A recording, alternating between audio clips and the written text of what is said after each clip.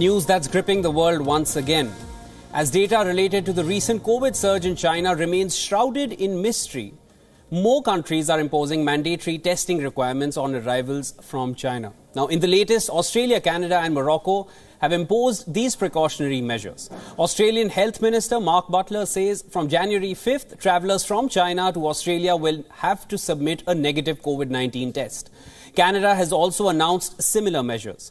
Ottawa says air travellers to Canada from China must test negative for COVID-19, no more than 2 days before departure. Morocco, meanwhile, went a step further. Morocco's foreign ministry says the country will impose a total ban on people arriving from China, whatever be their nationality. The ban will be imposed from January 3rd to avert any new wave of coronavirus infections. EU countries, meanwhile, will meet this week to discuss a joint response to travellers from China. Sweden, which takes over the rotating EU presidency, said it has called a meeting of the Council's crisis management mechanism on Wednesday. Countries like United States, Britain, France, India and others have already announced similar curbs. Countries fear that a recent COVID surge in China could produce new and deadly variants of the virus.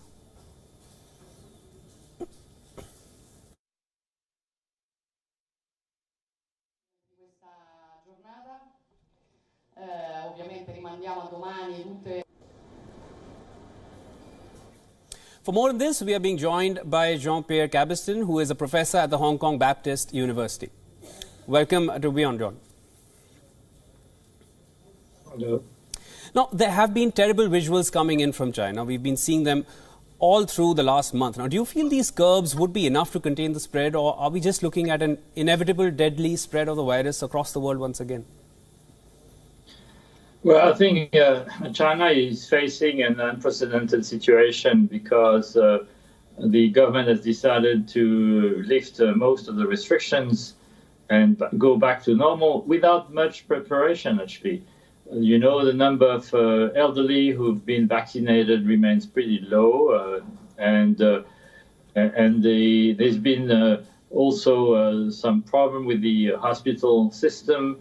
The lack of IUC places, and the access to medication is also becoming a problem because a lot of Chinese want to buy medicine to preempt any COVID disease. Mm-hmm. So the difficulties are quite enormous ahead.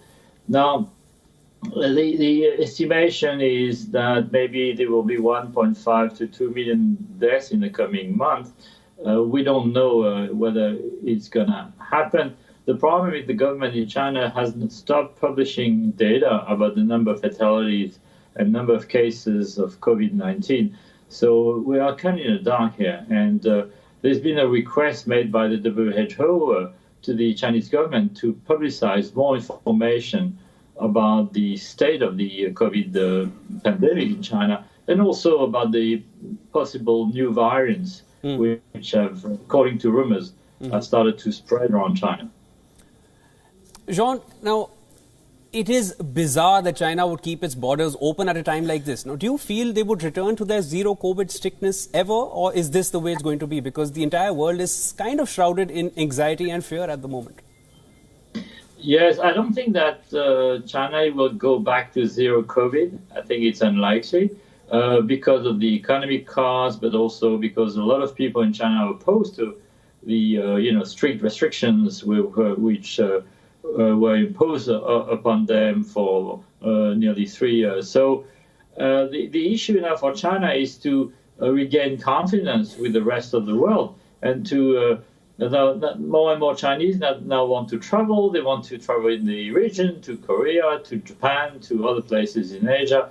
And you can see a lot of countries in Asia and the rest of the world are getting very cautious and even suspicious towards the Chinese travelers because they're afraid of that they will bring new variants or they will contribute to spreading the disease again in their own country. Thank you so much for joining us, John. We'll be in touch for more updates. Thank you.